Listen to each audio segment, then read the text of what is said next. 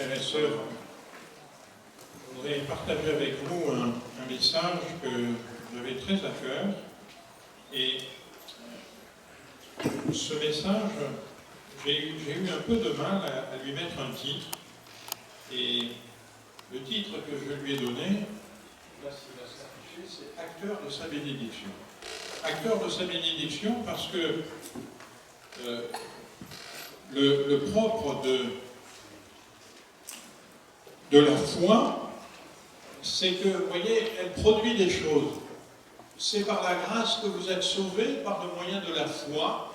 Cela ne vient pas de vous, c'est le don de Dieu. Mais il y a un moyen, c'est le moyen de la foi. Alors il nous est dit, ce n'est pas par les œuvres, afin que personne ne se glorifie. C'est-à-dire, ce n'est pas par nos propres capacités que les choses vont se faire, mais c'est au travers de notre foi. L'apôtre va encore dire, alors, il faut que ça marche. L'apôtre va encore dire, lui qui n'a point épargné son propre Fils, mais qui l'a livré pour nous tous, comment ne nous donnera-t-il pas aussi toutes choses avec lui? Qui accusera les élus de Dieu? C'est Dieu qui justifie. Qui les condamnera?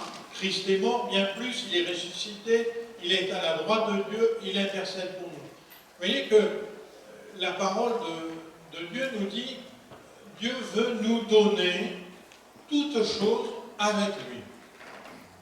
Et de notre côté, l'apôtre dit, c'est pas par nos œuvres, mais c'est par la foi. Alors, la question se pose de, est-ce que Dieu fait tout,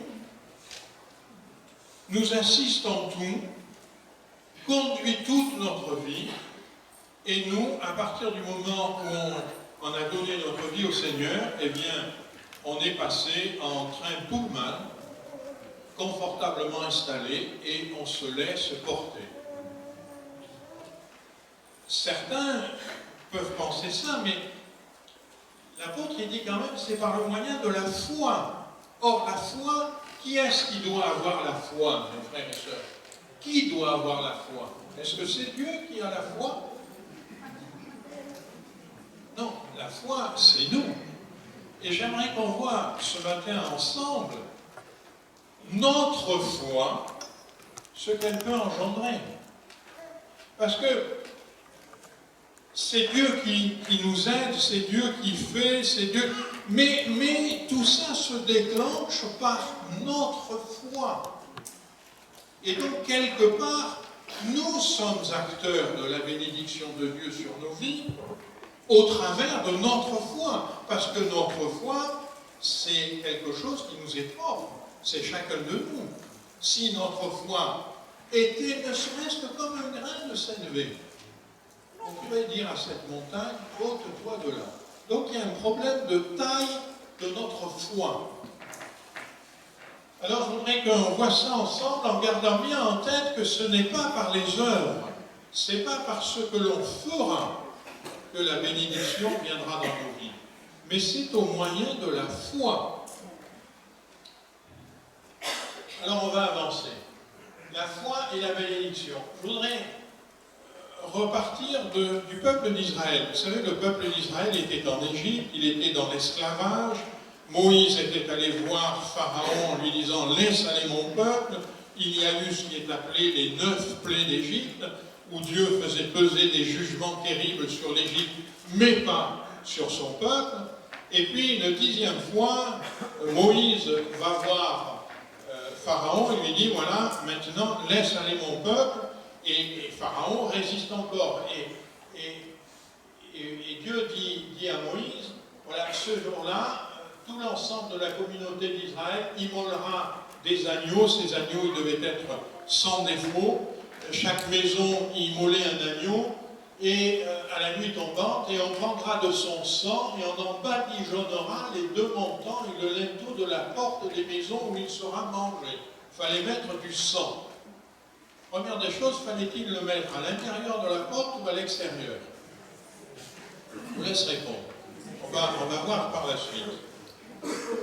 Alors, le Seigneur l'Éternel continue en disant, cette nuit-là, je passerai dans le pays d'Égypte et je frapperai tous les premiers-nés du pays, depuis les hommes jusqu'aux animaux. J'exercerai des jugements contre tous les dieux d'Égypte. Je suis l'Éternel.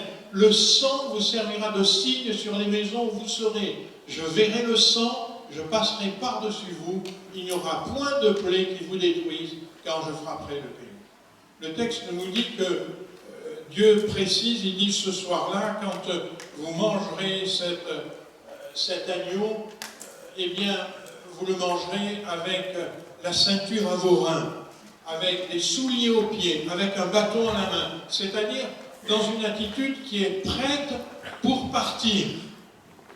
Ils étaient dans l'esclavage, l'Égypte et Pharaon ne les laissaient pas partir, et Dieu leur dit, voilà, vous allez faire ça, et en même temps que vous ferez ça, vous adopterez une attitude qui est celle de quelqu'un qui va partir, prêt pour partir.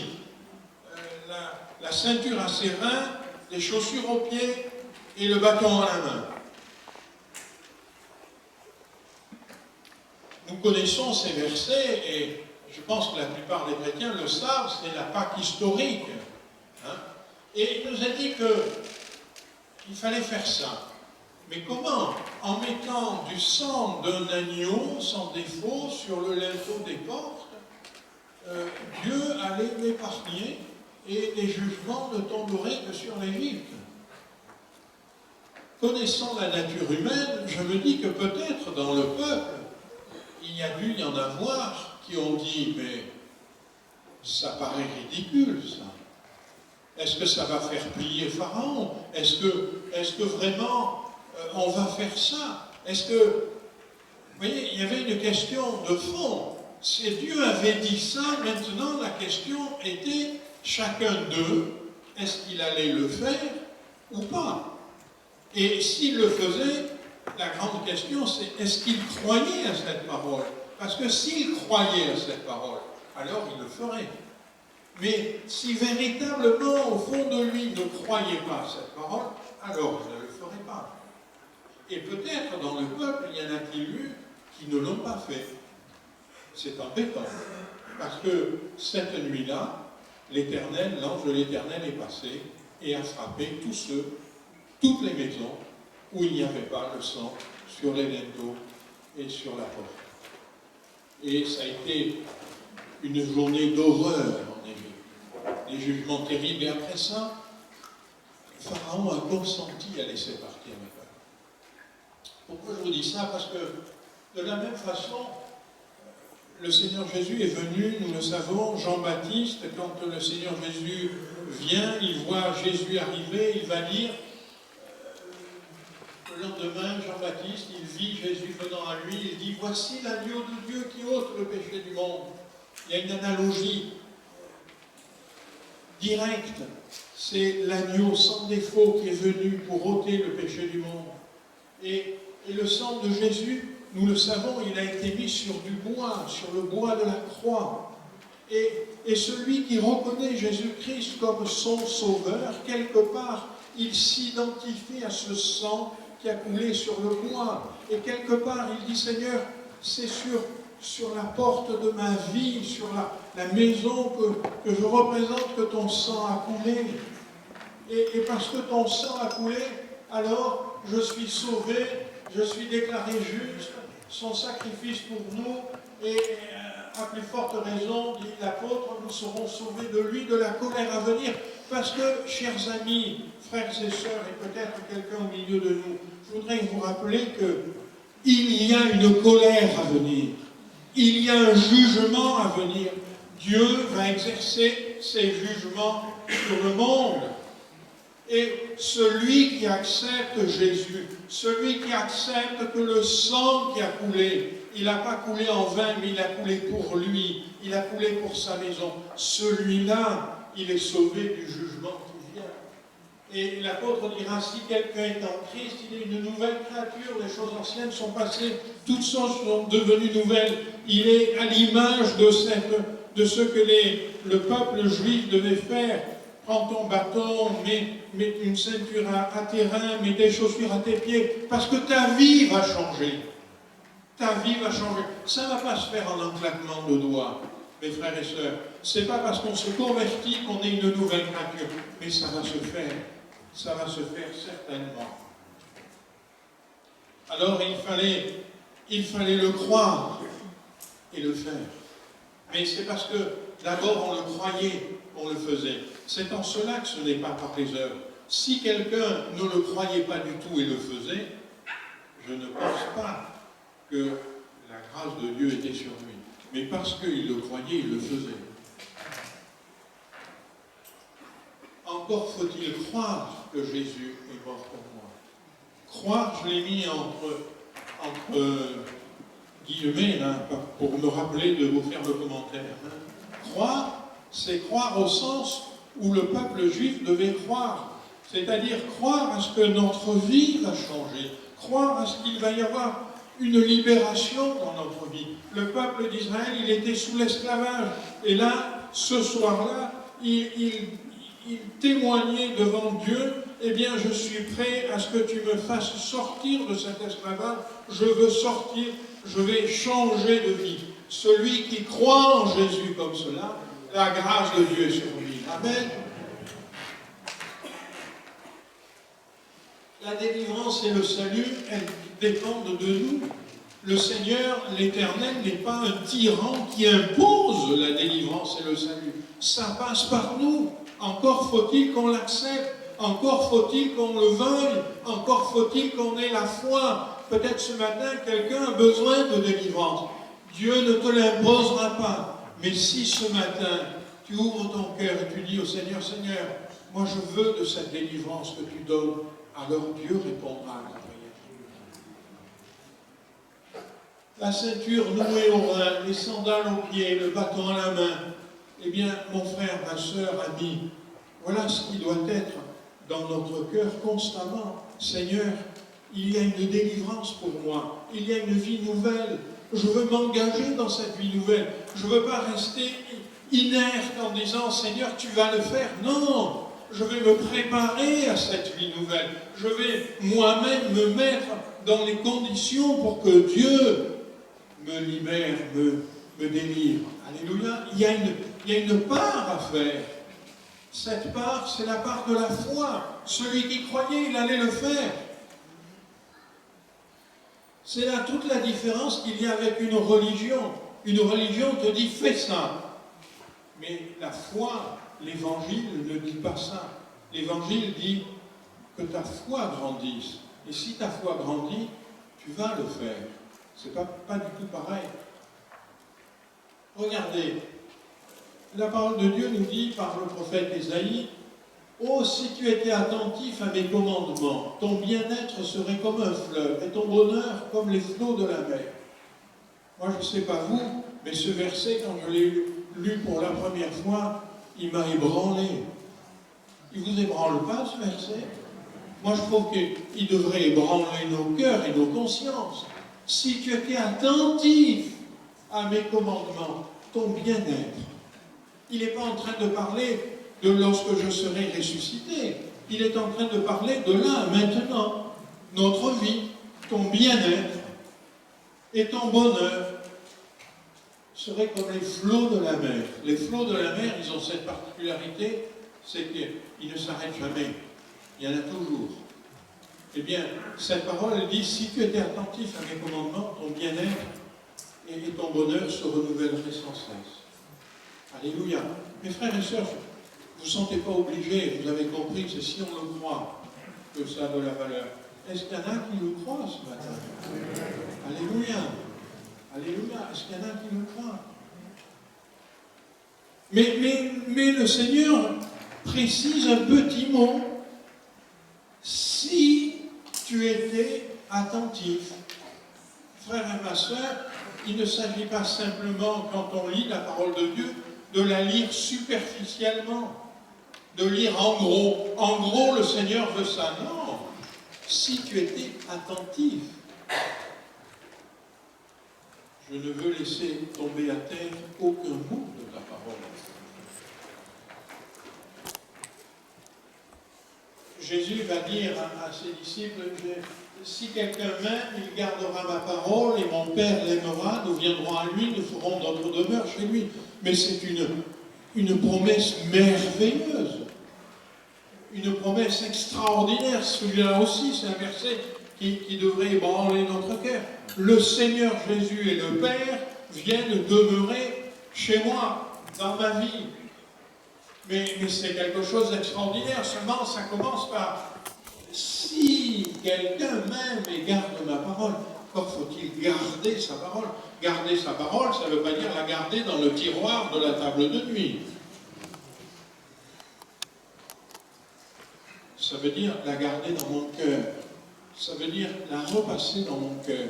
Ça veut dire, dans ma vie, dans mes actions, de me dire, Seigneur, ce que je fais là, est-ce que c'est selon ta parole? Est-ce que ta parole dit cela?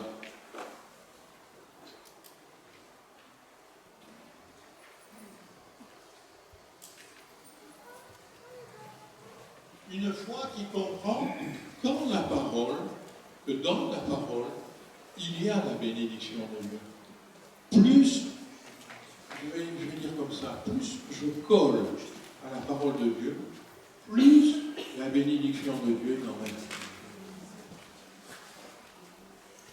La parole, elle doit être le centre de mon attention. Si tu étais attentif à mes commandements, mais ton bonheur il serait comme les flots de la mer. Ton bien-être serait comme les flots de la mer. Moi j'aime beaucoup cette expression, ton bien-être. Ton bien-être, c'est vraiment très, très factuel, très actuel. Et donc, si ma foi est telle que je comprends, ma foi comprend que dans la parole, il y a toute la bénédiction de Dieu pour l'homme, mais alors je vais la serrer sur mon cœur. Je vais la méditer, comme dit le psaume, jour et nuit. À moins que je n'ai pas envie du bonheur et du bien-être. S'il y en a parmi vous qui sont dans ce cas-là, je me tiens à leur disposition après le culte pour m'entretenir avec eux et pour prier avec eux. Vraiment. Dieu nous conduit dans notre marche chrétienne. Il nous conduit et Dieu nous dit pendant cette marche, l'exemple là encore du peuple d'Israël est instructif. Il nous a dit que l'Éternel allait devant eux le jour dans une colonne de nuée pour les guider dans leur chemin et la nuit dans une colonne de feu pour les éclairer afin qu'ils marchent jour et nuit. Moi je crois, mes frères et sœurs, que dans la parole de Dieu, ce qui nous est dit, et en particulier du peuple d'Israël, n'est pas dit simplement pour un récit, mais c'est pour notre enseignement. Et ici, il nous est dit, Dieu les éclairait pour qu'ils marchent, leur montrer la voie pour qu'ils marchent, et qu'ils ne s'arrêtent jamais. Mes frères et sœurs, dans le travail, il y a les vacances d'été, on arrête. Mais dans la marche chrétienne, il n'y a pas de vacances. Moi, je n'ai jamais vu ça dans la parole de Dieu. Il n'y a pas dans la parole de Dieu, il est dit au mois de juillet, au mois d'août, quand tu es en vacances, tu arrêtes de lire la parole, tu arrêtes de méditer, tu arrêtes de prier, parce que c'est les vacances. Non. Il ne s'arrêtait pas de marcher jour et nuit. Il y a un enseignement pour nous. Il y a un enseignement, il y avait une colonne de nuée pour les guider dans leur chemin. Et ils auraient pu partir ailleurs. Encore fallait-il bien vouloir suivre cette nuée. Il y avait quelque part leur foi qui devait rentrer en action. Cette nuée me conduit. Où est-ce qu'elle me conduit? Je ne sais pas. Où est-ce que le Seigneur te conduit? Je ne sais pas. Mais je sais une chose, c'est qu'il te conduit, si tu te laisses conduire, vers de verts pâturages, vers des eaux paisibles, pour restaurer ton cœur, pour te donner le bonheur et le bien-être. Le psalmiste disait, ta parole est une lampe à mes pieds, une lumière sur mon sentier. Seigneur, je veux me laisser guider par ta parole. Voyez encore l'importance de la parole de Dieu. Mais la parole de Dieu, elle devrait avoir toute notre attention. Pas simplement le dimanche matin au culte. Le Saint-Esprit lui-même, le Seigneur dira, le Consolateur, l'Esprit Saint, que le Père enverra en mon nom, vous enseignera toutes choses et vous rappellera tout ce que je vous ai dit. Le Saint-Esprit, il ne fait rien d'autre que rappeler la parole. Le Saint-Esprit ne dira jamais quelque chose qui n'est pas conforme à la parole de Dieu. Il ne fait que rappeler la parole. Et le Seigneur, le Père, envoie le Saint-Esprit, comme il a été promis, afin qu'il nous rappelle la parole de Dieu. Je ne vais pas redire ce que j'ai déjà dit, mais il m'est arrivé dans ma vie, dans le moment cruciaux de ma vie, de crier à l'Éternel, et là, le Saint-Esprit me rappelle une parole de Dieu. Waouh! Seigneur, ça vient apaiser votre cœur, ça vient vous donner une espérance nouvelle, parce que le Saint-Esprit, il rappelle la parole. Une foi telle qu'on conforme notre vie à la parole. Parce que la parole, elle nous dit les choses après, qu'est-ce que j'en fais? La nuée, elle éclairait le peuple. Après, le peuple le suivait ou ne la suivait pas, quoi. Le peuple l'a suivi. Eh bien, que Dieu fasse que nous suivions la parole. Mais ça veut dire quoi, suivre la parole? Ça veut dire l'appliquer à ma vie. Qu'est-ce que ça veut dire, l'appliquer à ma vie? On verra tout à l'heure. Une foi pour attendre une grande bénédiction.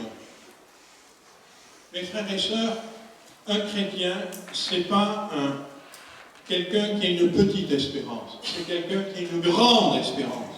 Rappelez-vous ce qu'on a lu au début. Comment ne nous donnera-t-il pas aussi toutes choses avec lui? Le Seigneur n'a pas mis de limite. Il a dit toutes choses avec lui. Regardez, il y a dans 2 Rois, il y a un récit qui nous parle du roi Joas et Élisée, qui était le grand prophète Élisée. Il était à la fin de sa vie, il était malade, comme quoi on peut servir le Seigneur, être malade. Mais jusqu'à la fin de sa vie, il a servi le Seigneur. Et il va voir Joas. Joas était avec le peuple d'Israël, ils étaient en guerre contre les Syriens. Alors il va voir Joas. Ah non, pardon, j'anticipe. Là, c'est Élisée qui va voir une petite veuve. Une petite veuve qui a 2 enfants. Et cette veuve dit, c'est terrible, j'ai rien à la maison. Et les créanciers, mon mari qui était un prophète, les créanciers sont venus et ils veulent prendre mes fils pour en faire leur esclave. Et le prophète lui dit, qu'est-ce que tu as à la maison? Elle répond, elle n'a rien du tout à part un vase d'huile.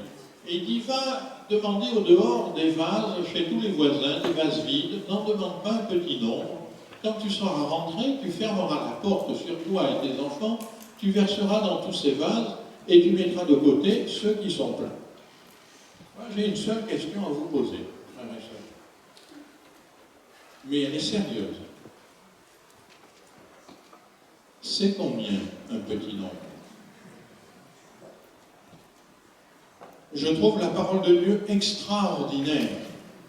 Le prophète ne lui dit pas le nombre, mais il lui dit, n'en demande pas un petit nombre. C'est-à-dire, la bénédiction de Dieu, je t'avertis, la bénédiction de Dieu, elle n'est pas petite. Alors, n'en demande pas un petit nombre. Et vous connaissez la suite du texte, il nous est dit qu'elle va chez ses voisines, elle demande des vases, et puis elle rentre chez elle, elle prend la fiole d'huile, elle remplit un premier vase, une petite fiole d'huile remplit un grand vase. Waouh! Quel miracle! Je l'imagine toute tremblante, elle dit à son fils, apporte-moi un autre vase. Et la petite fiole, elle continue, elle remplit un 2e vase. Le miracle continue. Elle dit à son fils, vite, apporte un autre vase. Elle continue. Ça se remplit encore. Le miracle est extraordinaire. Vite, apporte-moi encore un vase. Combien il y en a eu? Le texte ne nous le dit pas. Mais le texte nous dit qu'il arrive un moment donné où elle dit à son fils, apporte-moi encore un vase. Et le fils lui dit, il n'y en a plus. Pourquoi il n'y en a plus? Qui a fait qu'il n'y en avait plus? Est-ce que c'est Dieu qui a fait qu'il n'y avait plus de vases? Non. C'est qu'elle a demandé un nombre de vases à ses voisines, et à un moment donné, elle a dû se dire, bon, maintenant, ça c'est bien.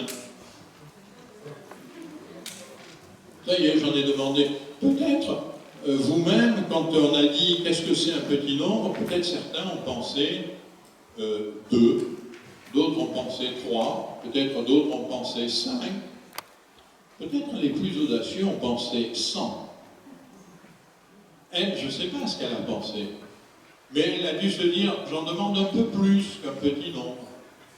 Et le prophète va lui dire, eh bien maintenant, tu vas vendre toute l'huile que tu as dans ces vases, et ce qui reste, tu le garderas, ça paiera ce que tu dois à tes créanciers, et ce qui reste, tu le garderas pour vivre. Elle-même, elle a réduit son niveau de vie, si j'ose dire, parce qu'elle s'est arrêtée dans les vases. Vous voyez, mes frères et sœurs, ces textes-là, ils sont des textes auxquels on doit bien faire attention. Pourquoi Dieu nous les dit?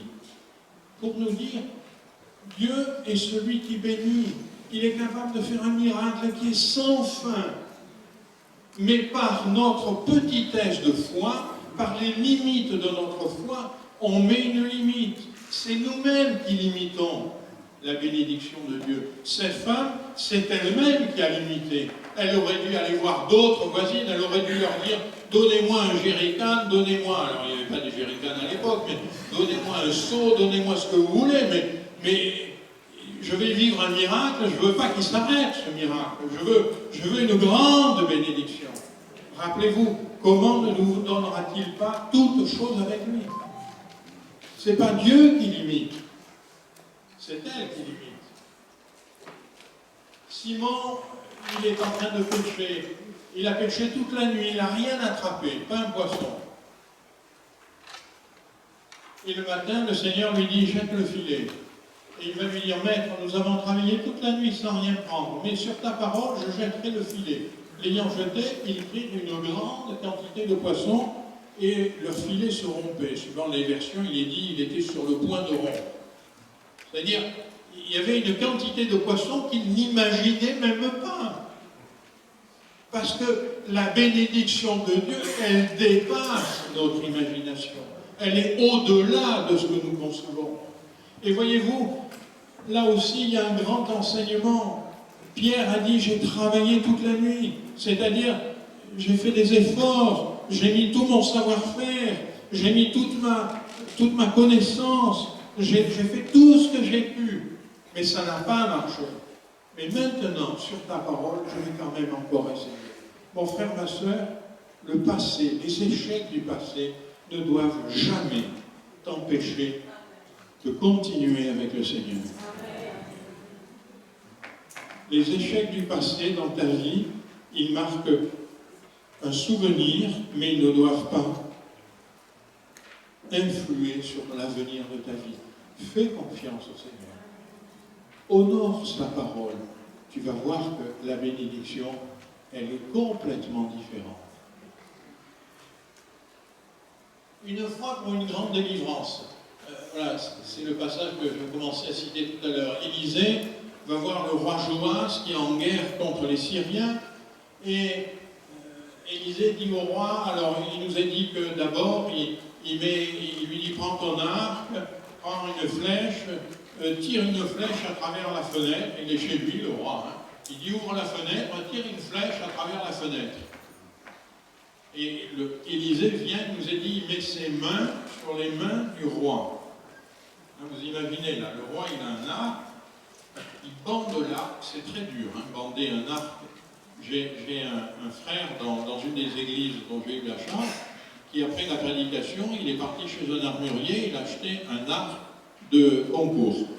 Et puis après, il m'a dit, tiens, bande-le. Vous savez, on dit bander un arc quand on fait ça. Hein. Et il me dit, peut-être ça explique aussi pourquoi Joas l'a fait que 3 fois. Parce que je peux vous garantir qu'il faut du muscle. Hein.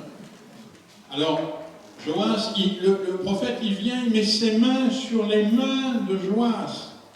Et pendant que Joas est en train de bander l'arc, imaginez-vous que de l'autre côté, il y a Élisée qui a ses mains et qui accompagne ses mains. et il lui dit, tire par la fenêtre, c'est une flèche de délivrance. C'est pas n'importe qui lui dit ça, c'est le prophète de l'Éternel. Et Joas, il comprend que là, il y a une bénédiction particulière, il y a une délivrance de l'Éternel. Mon ami, mon frère, ma soeur, ce matin, il peut y avoir une délivrance particulière. Alors, il lui dit, après, il lui dit, maintenant, frappe contre terre, c'est-à-dire prends des flèches et tire-les contre terre. Il nous a dit que au Joas, il prend 3 flèches, il tire 3 flèches contre terre, puis il comprend, enfin, tirer des flèches contre terre, ça n'a pas de sens au sens commun du terme. Qu'est-ce que ça va changer dans une guerre contre les Syriens que je tire 3 flèches contre terre? Mais Joas, il aurait dû comprendre ce que je suis en train de faire, c'est quelque chose de prophétique. Le prophète, il est venu, il a mis ses mains sur mes mains, il m'a dit, tire, c'est une flèche de délivrance. Et le prophète me dit, continue à tirer, il en tire 3. Eh bien, le prophète lui dit, eh bien, l'homme de Dieu s'irrita contre lui, il dit, il fallait frapper 5 ou 6 fois, tu aurais battu les Syriens jusqu'à leur extermination, maintenant tu les battras 3 fois. Qui c'est qui a mis une limite à la délivrance? C'est Joas, c'est pas Dieu. Dieu, lui, il était pour délivrer jusqu'à l'extermination. Mais là, Joas a mis une limite. Jésus, avec la femme atteinte de perte de sang et Jairus. Vous savez, Jairus, c'est ce chef de synagogue qui va voir Jésus, qui lui dit « Ma fille est malade à la mort, viens et touche-la ». Et pendant que Jésus se met en chemin, il y a une femme qui vient par derrière, qui touche le bord de son vêtement. Elle était malade depuis 12 ans avec des pertes de sang, et là elle est guérie instantanément. Et ensuite, Jésus va repartir vers la maison de Jairus. Quand je lis ça, moi je frémis. Il y a des gens de sa maison qui viennent et qui lui disent « c'est plus la peine, n'importe plus le mettre, ta fille elle est morte ». Et le Seigneur lui dit, mais non, Jairus, crois et tu verras. Et le Seigneur va aller jusqu'à la maison et va rendre la vie à la fille de Jairus. Maintenant, j'ai une question aussi. À votre avis, dans cette grande foule, parce que le texte nous dit qu'elle était entourée d'une grande foule, dans cette grande foule compacte, n'y avait-il que 2 personnes qui avaient des besoins? N'y avait-il que 2 personnes qui avaient des besoins? Ce matin, dans notre église, je ne sais pas, on doit être 300, 350 peut-être, y a-t-il personne qui ait des besoins? Combien ont des véritables besoins? Je ne suis pas en train de vous parler d'un petit besoin de Seigneur, j'ai un corps au pied, ça serait bien. Non. Si vous avez un corps au pied, allez voir un peu de l'eau. Non, mais il faut dire les choses franchement, mes frères et sœurs. On n'est pas là pour dire des choses qui ne sont pas, on est là pour dire des vrais besoins. Seigneur, dans ma vie, il y a une souffrance terrible que je traîne, sur laquelle je bute. Vous savez, les pasteurs, nous sommes les témoins de souffrances qui sont quelquefois dans les cœurs. Des gens qui vivent avec des souffrances terribles, qui traînent derrière eux comme des boulets. Peut-être quelqu'un est malade et la maladie le mine. La maladie, elle peut avoir plusieurs aspects. Elle atteint notre corps, ok. Mais en plus, elle mine sa conscience, sa pensée. Eh bien, on peut avoir des besoins terribles. Et je crois, mes frères et sœurs, qu'au milieu de nous, plusieurs ont des besoins terribles. La question, c'est, est-ce qu'on va faire comme Jairus, comme cette femme atteinte de perte de sang, ou on n'ose pas, ou on ne se met pas en mouvement, où on dit d'autres ont été bénis. Ah, c'est formidable, d'autres ont été bénis.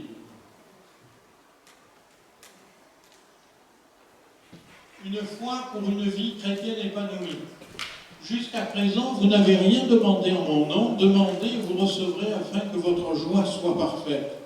Alors, on peut demander toutes sortes de choses au Seigneur, mais j'ai essayé de mettre une vie chrétienne épanouie. hein. Une vie chrétienne épanouie, c'est un vaste sujet. Alors ce que je vais vous présenter, je vais dire, en général c'est comme ça, mais des fois Dieu chamboule tout. Vous allez comprendre pourquoi je dis Dieu chamboule tout. Un jour, par exemple, dans l'église à Voisin-le-Bretonneux, un jeune part à un rassemblement de jeunesse qui durait 2-3 jours, parce qu'un copain le tire, c'est l'histoire de Cédric que je vous raconte, il va là-bas, il dit finalement 2 jours, 3 jours pour être sûr que Dieu n'existe pas, c'est pas cher payé, et comme ça, je clôt le dossier pour tout le restant de ma vie. Et il part à ce rassemblement de jeunes, il revient baptisé du Saint-Esprit. Il vient me voir et il dit, pasteur, maintenant j'ai tout à apprendre, j'ai tout à savoir pour marcher dans la vie chrétienne. Vous voyez, des fois le Seigneur chamboule tout, mais en général. Et peut-être que si vous avez sauté une marche, ça ne veut pas dire qu'il ne faut pas revenir en arrière pour marcher les autres marches. Hein. En général, une vie chrétienne, ça commence par on est sauvé. On est sauvé, on a compris le sacrifice de Jésus. On a mis le sang sur les linteaux de notre vie. On s'est mis une ceinture au rein, des chaussures aux pieds, le bâton à la main, parce qu'on a dit, Seigneur, ma vie, je veux qu'elle change. Ce que je faisais avant, c'était avant. Maintenant, je veux marcher en conformité à ta parole. Alors on est sauvé. On est sauvé. Le salut, c'est pas tout. Le Seigneur demande après qu'on se consacre. Consacrer, ça veut dire quoi? Ben, ça veut dire être attentif à sa parole, être attentif à ce que Dieu veut, être attentif pour que nos vies soient conformes à sa parole. Et puis, plus on se consacre, plus on va être transformé. Tout à l'heure, on disait, il est une nouvelle créature. Je vous ai dit, c'est pas instantané. C'est pas instantané, certes, mais ça se fait quand même. Et un chrétien qui, après 40 ans, il est toujours susceptible, il est toujours anxieux, il est toujours, etc., c'est pas normal, mon frère, ma soeur. Il faut te secouer. Parce que normalement, on est transformé. Alors, on devrait être baptisé du Saint-Esprit, parce que la promesse de l'apôtre, de la parole, Pierre, à la Pentecôte, il dit vous recevrez l'effusion du Saint-Esprit pour tous ceux que le Seigneur appellera en aussi grand nombre. Et mon frère, ma soeur, si tu es appelé par le Seigneur et si tu as donné ta vie au Seigneur, eh bien, il faudrait t'attendre à être baptisé du Saint-Esprit. Il faut que ta foi soit telle que tu dises au Seigneur, Seigneur, je veux être baptisé du Saint-Esprit. Et puis, l'apôtre, il nous dit que le Saint-Esprit, il donne des dons, et il dit, voilà, il y a un chemin par excellence, c'est la charité. Mon frère, ma soeur, prends ce chemin, c'est le chemin qui ouvre les dons dans ta vie. Et puis, quand on grandit dans notre vie spirituelle, il y a un ministère local. Ce ministère, c'est pas forcément le ministère au sens pastoral, c'est un service actif dans l'Église. Des fois, on peut servir avant, mais c'est quand même normal que quelqu'un qui est consacré, que quelqu'un qui est rempli de l'Esprit, eh bien, il serve le Seigneur.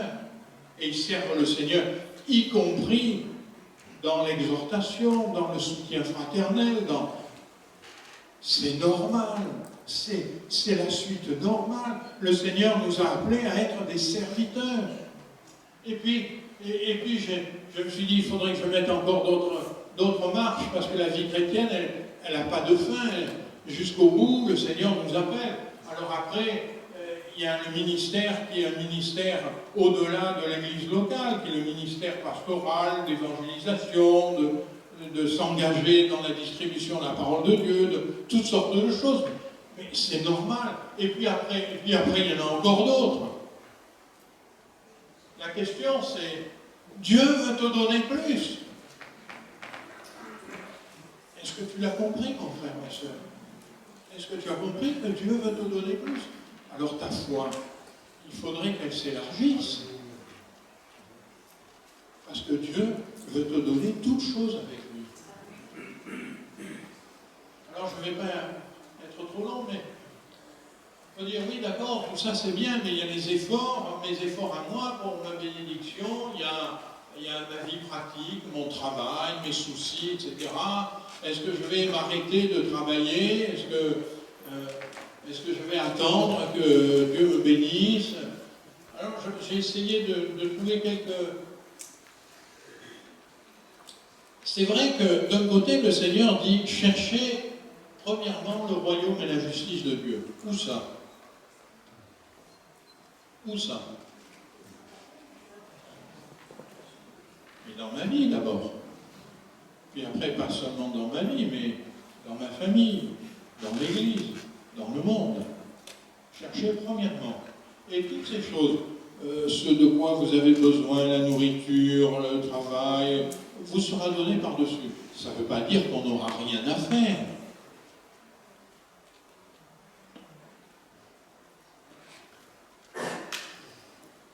Dans l'Ancien Testament, il était dit ceci, dans le psaume 127. Si l'Éternel ne bâtit la maison, ceux qui bâtissent travaillent en vain. Si l'Éternel ne garde la ville, celui qui garde la ville veille en vain.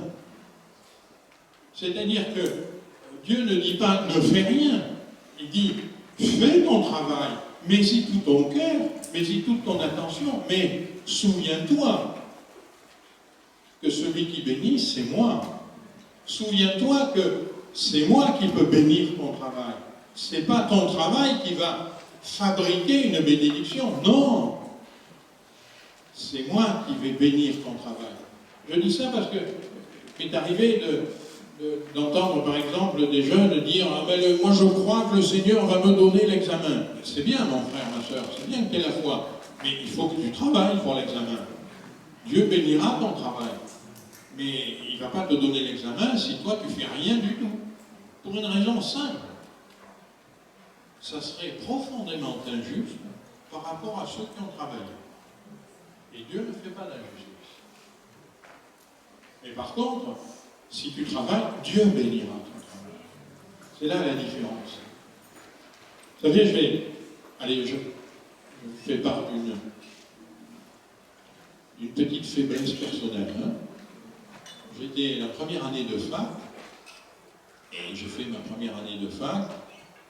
J'avais l'impression d'avoir travaillé bien, et à l'examen, je me suis ramassé comme c'est dur de se ramasser davantage. Hein.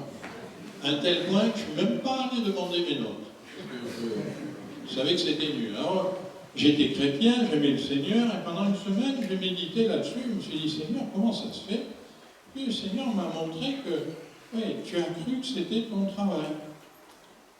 Alors j'ai compris, j'ai dit, Seigneur, je vais travailler cet été. À cette époque-là, il y avait 2 sessions. Hein. Il y avait une session en juin, une session en septembre. Alors tout l'été, j'ai travaillé. Les autres, ils allaient à la plage. J'étais sur la Côte d'Azur. Les autres, ils allaient à la plage, etc. Moi, je restais à la maison, je travaillais.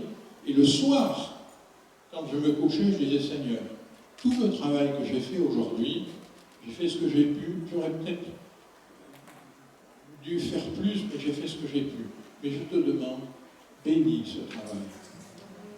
En septembre, il y avait 185 qui repassaient l'examen. Il y en a 2 qui ont réussi. J'étais un des 2. Et c'est le Seigneur qui est bon parce qu'il bénit le travail. Et après, pendant toute la suite de mes études et de mon travail, j'ai appris ça. J'ai appris, travaille sérieusement, fais tout ce que tu peux. Mais le soir, rappelle-toi, demande à Dieu, bénis mon travail. Parce que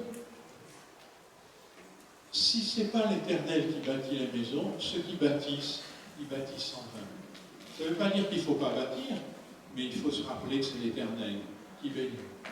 Alors ta vie, je dirais que ta vie, comme la mienne, hein, elle est faite d'une vie matérielle, notre logement, notre travail, nos soucis, enfin tout ce qui est matériel dans nos vies, et puis d'une vie spirituelle. Alors, j'ai fait, vous voyez, un espèce d'ovale à peu près symétrique. Parce que je crois que la vie d'un chrétien normal, c'est d'avoir quelque chose d'équilibré. C'est pas certains, ils ont une vie qui est que matérielle avec un tout petit peu de vie spirituelle. Ça, c'est pas normal. Mais de notre côté, il ne faut pas non plus se dire « Ah, mais je ne suis qu'un être spirituel, ne me parlez pas de travailler, ne me parlez pas... » Non, non, moi je médite la parole de Dieu. C'est pas vrai non plus. La parole de Dieu dit « Celui qui ne travaille pas, qu'il ne mange pas non plus. » Bon, si tu veux t'engager sur ce chemin-là, voilà le tarif. Donc au bout d'un moment, tu vas travailler quand même. Hein. Voilà. Donc notre vie doit être équilibrée. Alors, ce qu'il faut bien comprendre, c'est ça. C'est si tu repousses les limites de ta foi, alors Dieu bénit tes efforts. Mais il faut que tu repousses les limites de ta foi. Il ne faut pas que tu dises, voilà, c'est comme ça, et puis maintenant je travaille. Non, repousse les limites de ta foi. Je voudrais terminer en disant, le propre de la foi, c'est de faire confiance. Comme Abraham, comme Saul de Tarse, comme Pierre. Sortir de notre zone de confort.